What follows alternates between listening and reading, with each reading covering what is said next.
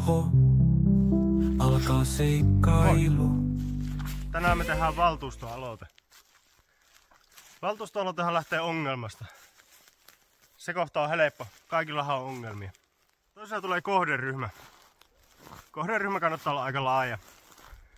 Ja semmonen, mistä ei kukaan suutu.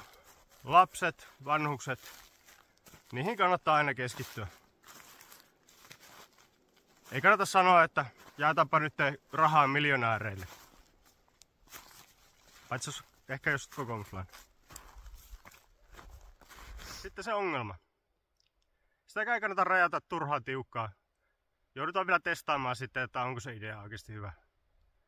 Mielellään puhutaan sitten resurssikäytöstä. Poliitikot ei tykkää käyttää sanaa raha. Se tuntuu liian tökeröltä.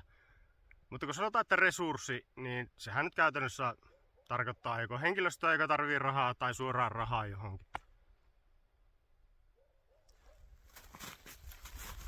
No niin, ja mitä sitten näillä resursseilla, joita me jaetaan, niin mitä niillä tehdään, tai mitä niillä saadaan aikaan? Siihen on hyviä semmosia taikasanoja myös.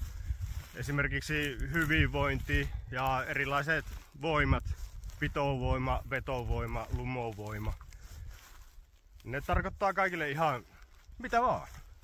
Sä voit kuvitella itse päässä sitä, mitä kaikkea hienoa se tuo.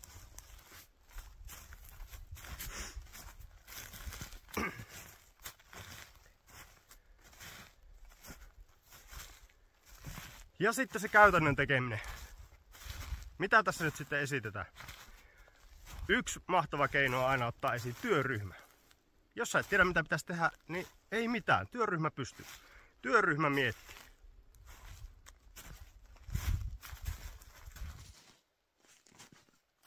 Ja sitä rahaa jakaa STM, OKM, EKR.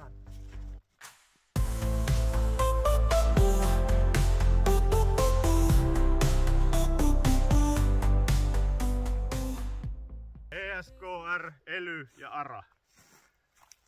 Mä en tiedä, oliko näistä kaikki ihan oikeita, mutta voit heittää melkeinpä minkä tahansa 3 aakkosta ja todennäköisesti sieltä tulee rahoitusta. Tai ainakin voi hakea. Ja siihen rahoitukseen yleensä nämä vaatii sen hankkeen, mikä on se nätti paketti, johon tää kaikki kääritään sitten. Se kannattaa, koska sehän on ilmasta rahaa. Se ei ole keltään pois. Hankerahoitus. Niin, hanke kannattaa laittaa pystyy ihan mistä tahansa asiasta. Työllistäähän sillä jonkun aina.